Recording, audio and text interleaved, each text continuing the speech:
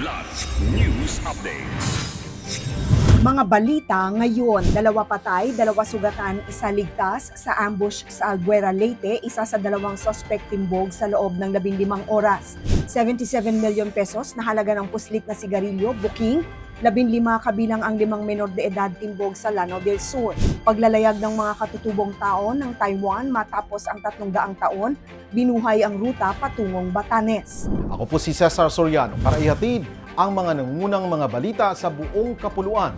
Ngayon, Arestado bandang alas 10 ng gabi noong June 15, Lunes, si alias Totoy, isa sa 2 suspect sa ambush na ikinasawi ng 2 at ikinasugat ng 2 pa sa Barangay Salvacion, Albuera, Leyte. Ayon sa Police Regional Office o PRO-8, dinakipang suspect sa hot pursuit operation ng Regional Task Force Camurayaw, Albuera Municipal Police Station, Provincial Intelligence Unit, at First Leyte Provincial Mobile Force Company ilang oras matapos ang pamamaril na naganap alas 7 ng umaga. Nasawi sina Maria Noya Velos, 51, kinakasama ng barangay chairman, at Sherwin Villones Gumop As, 23. Kumpiskado rin sa operasyon ng isang M14 rifle at isang R4 rifle. Patuloy namang pinaghahanap ang isa pang suspect na kinilalang si alias Berto. Arestado ang 15 katao matapos salakayin ng mga operatiba ng Regional Mobile Force Battalion 14A katuwang ang CIDG, PNP SAF at Philippine Army ang 3 umano'y imbakan ng smuggled cigarettes sa Barangay Liangan, Picong, Lanao del Sur madaling araw ng June 14 ayon sa Police Regional Office, Bangsamoro Autonomous Region o PROBAR.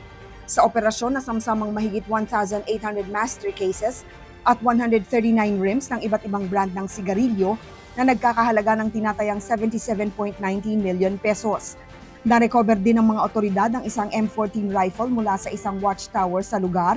4 pang suspect ang nakatakas habang 5 menor de edad ang isinailalim sa pangangalaga ng Municipal Social Welfare and Development Office. Patuloy ang investigasyon at manhunt operations laban sa iba pang sangkot. Matapos ang halos 3 siglo, muling tinahak ng mga katutubong tao mula sa Lanao o Orchid Island, Taiwan, ang sinaunang rutang pandagat patungong Batanes, sakay ng tradisyonal na bangkang Sined Karen o Golden Friendship. Umalis ang grupo mula Taiwan noong June 15 at matapos ang halos 24 oras na paglalayag sa maalon na Bashi Channel, matagumpay silang nakarating sa Mahataw Shelter Port sa Batanes.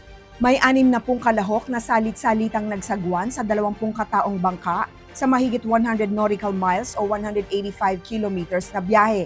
Higit pa sa isang paglalayag, simbolo ito ng muling pagbubuklod ng mga tao at Ivatan, 2 komunidad na matagal ng pinag-uugnay ng dagat, kultura, wika at pinagmulan. Sa pagdating ng Sined Karen sa Batanes, muling nabuhay ang isang koneksyong hindi naputol ng panahon, kundi pansamantalang natahimik sa loob ng 300 taon. Para sa Kidlat News Channel, ako si Rosalyn Sinchonko, nag-uulat.